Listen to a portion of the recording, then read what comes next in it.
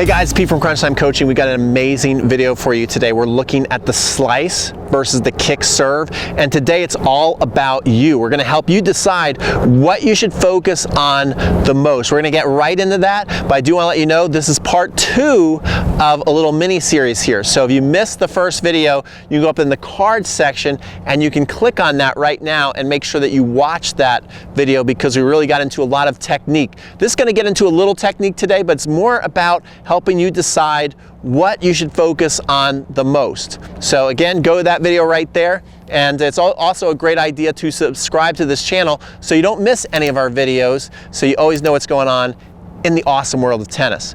Okay, let's get right into this video.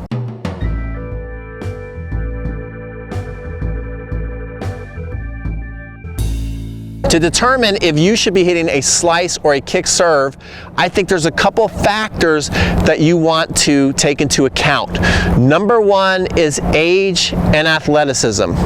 And I'll explain a little bit more as we get into slice versus a kick, but that's going to be a factor, age versus athleticism, to decide if you're going to hit a slice or a kick serve more often, what you want to develop first. The next thing that you want to think about is righty versus lefty, and I'll explain why if you're a righty you might want to focus on a kick serve maybe more in the beginning than a slice serve, but maybe not. I'll explain why that also isn't always the answer. And then finally, we want to look at, do you stay on the ground when you serve, or do you jump when you serve? Do you like to jump when you serve? So those are going to be the things that's really going to help you make your decision on what you want to focus on the most. Okay, so let's actually start with lefty versus righty, because I think, you know, this can be a little misleading.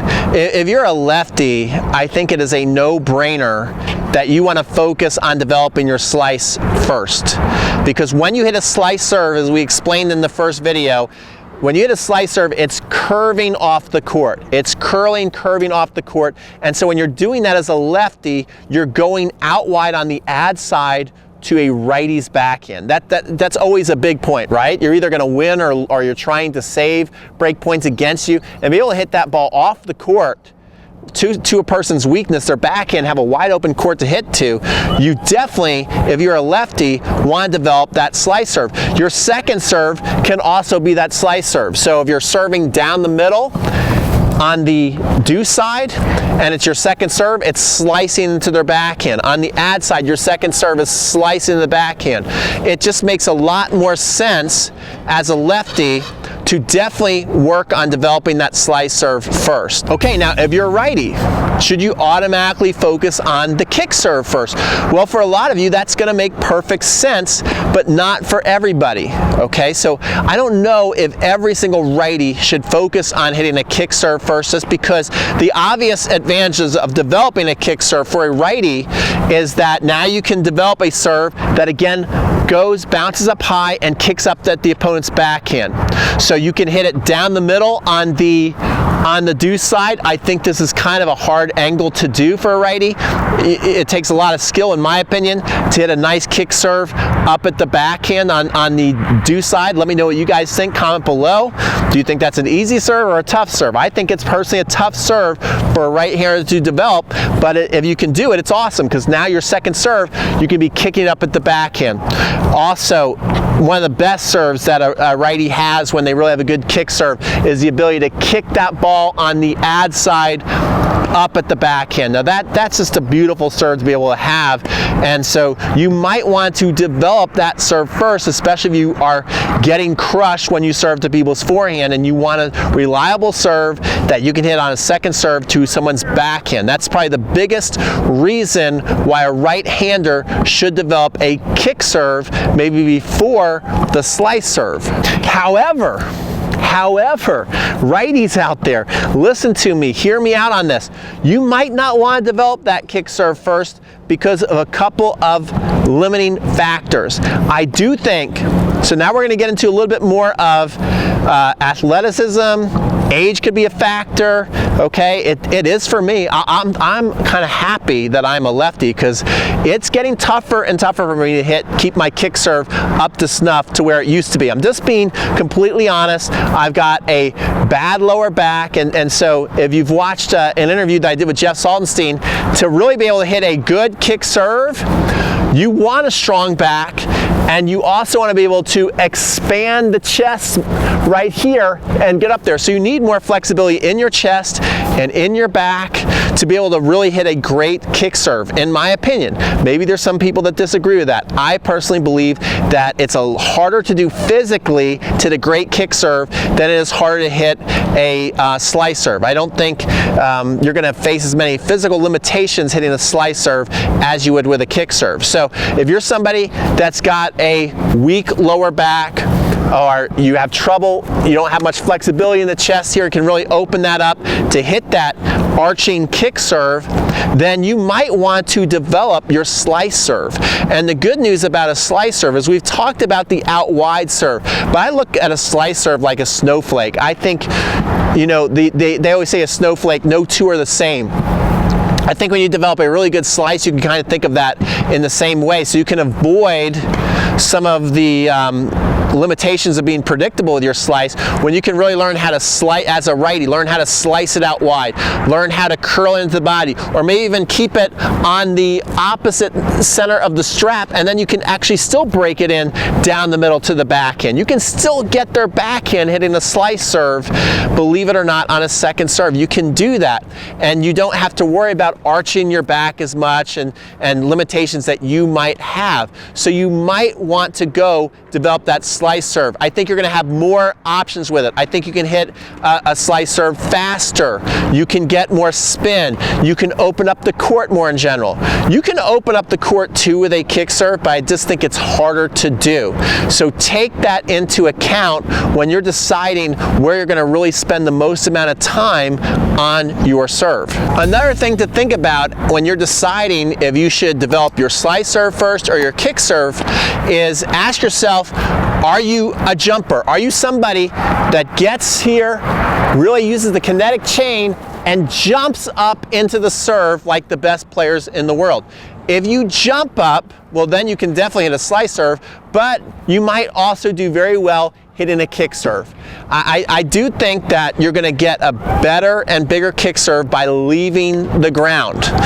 You can still get one too by not leaving the ground, but I think you've got to be pretty strong in the legs and pretty springy in the legs. Like, even if you don't jump, you still have to have a nice knee bend, in my opinion, to get down, have the ball come down a little bit, and then spring up through it. I do think that's a bit of a requirement to get the ball to go up higher. What we want on the kick serve is we want the ball going up higher over the net, hitting the ground and bouncing up. It's very tough to do that if you don't have much knee bend. If your knees are kind of, you know, a little weak, or you don't really use your legs, and you're here and you're trying to hit a great kick serve, not much is going to happen.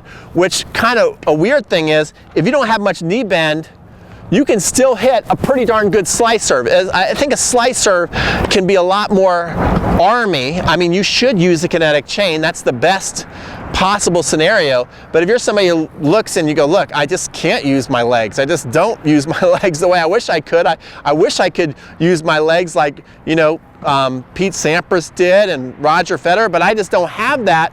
You can stand here, barely use your legs, and still cut around that ball. Okay, actually, I wish that was filmed from the opposite direction, because that ball really hit and moved. As you can see, I barely used my legs. So these are all of the determining factors to help you decide whether you're a righty or a lefty, what you want to invest the most time in. So let's recap. Again, the advantages of everything, if you have all the physical tools, the advantages if you're a lefty, you're always just naturally attacking the backhand with a slice serve.